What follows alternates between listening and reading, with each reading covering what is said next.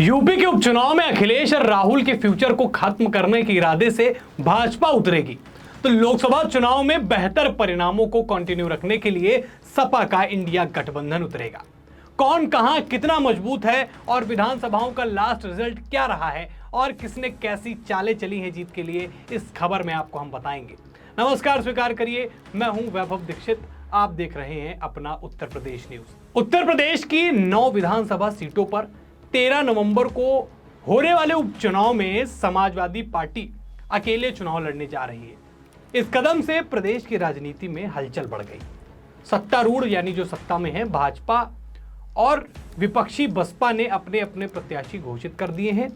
वहीं कांग्रेस के त्रिकोणीय मुकाबले से दूर रहते हुए इंडिया गठबंधन का समर्थन करने का फैसला किया है।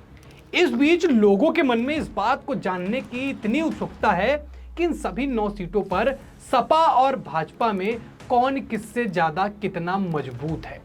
इसको जानने के लिए पहले पुराने रिपोर्ट कार्ड को खोलकर आपके सामने रखता हूं। 2022 का विधानसभा चुनाव हमारा पुराना रिपोर्ट कार्ड देखिए। इस विधानसभा चुनाव में सीसामऊ, कटहरी, करहल, मिल्कीपुर और कुंदरकी पर समाजवादी पार्टी ने कब्जा किया था, जबकि भाजपा ने फूलपुर, गाजियाबाद और खैर पर जीत दर्ज की थी। वहीं रालोद ने मीरापुर सीट जीती थी और निषाद पार्टी मंझवा सीट पर विजयी हुई थी। उत्तर प्रदेश की 9 विधानसभा सीटों पर उपचुनाव आगामी 13 नवंबर को होने और परिणाम जो है भाई साहब वो 23 नवंबर को घोषित हो जाएंगे। अब इनमें से सीसामऊ सीट को छोड़कर बाकी सीटों से विधायकों ने लोकसभा के लिए चुने जाने के कारण विधानसभा सदस्यता से इस्तीफा दे दिया था। सीसामऊ सीट से विधायक रहे इरफान सोलंकी एक आपराधिक मामले में सजा सुनाए जाने के कारण में जो है वो विधानसभा की सदस्यता से वो अयोग्य हो गए थे, उनको हटा दिया गया था। अब बात आती है भाई साहब कौन कहां मजबूत है, जो हमारी आज इस खबर का आधार है। बात करते हैं करहल से। करहल क्यों? क्योंकि करहल हॉट सीट है उत्तर प्रदेश में विधानसभा उपचुनाव के लिए। पहले मिल्कीपुर थी लेकिन वहां पर चुनाव अभी रोक दिए गए हैं। तो करहल जो है वो 1993 से सपा का गढ़ माना जाता है।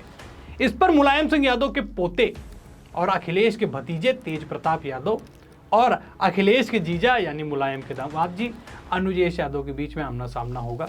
इसीलिए ये सीट हॉट सीट है भाई साहब, क्योंकि जीजा और भतीजा का सामना होगा और योगी ने जो दिमाग लगाया, भले ही लेट में सीटें घोषित करी, नाम घोषित करे, मगर करहल में जिस तरीके से उन्होंने ये समीकरण भिड़ाया उसने प्रदेश की राजनीति में हलचल लाने का काम किया। अगर करहल की बात करें तो अब तो मामला थोड़ा सा समाजवादी पार्टी के लिए मुश्किल है। वाकई गढ़ है, मानते हैं। 2002 में भारतीय जनता पार्टी ने जीता भी था, ऐसा नहीं है, और इसी फॉर्मूले पर जीता था कि 2 करीबियों को चुनाव भिड़वाया और अपना काम निकाल लिया। भारतीय जनता पार्टी ने चुनाव जीत लिया। देखिए, सारी सीटों की अगर बातचीत करें तो यह कहना मुश्किल है कि कौन कहां चुनाव जीत सकता है।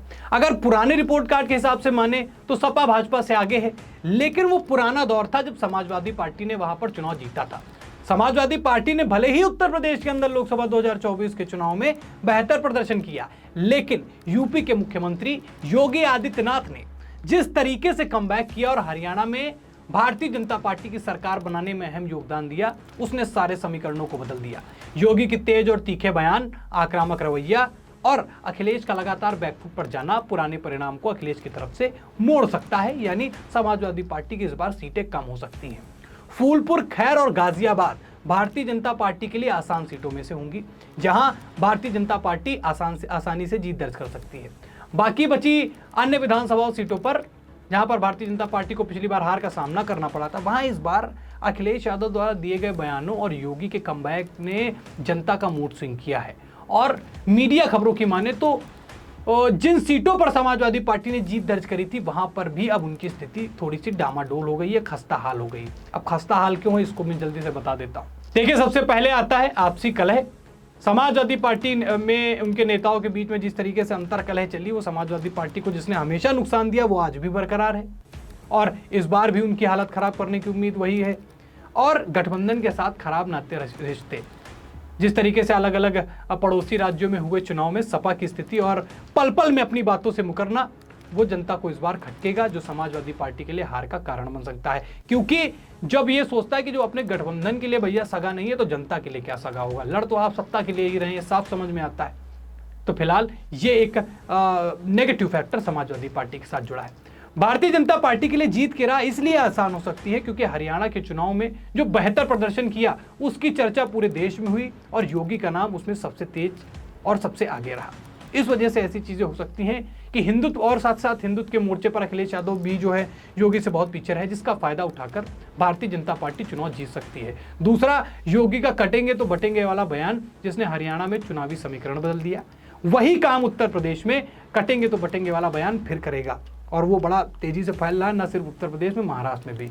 तो कुछ इस तरीके से है उत्तर प्रदेश के उपचुनाव की कहानी कि किस तरीके से परिणाम किस तरफ झुक सकते हैं, ये मैंने आपको बताया।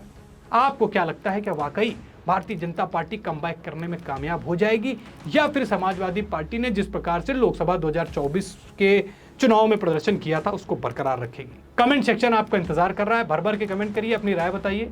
इस खबर में इतना ही, फिर मुलाकात होगी एक नई खबर के साथ, तब तक के लिए धन्यवाद।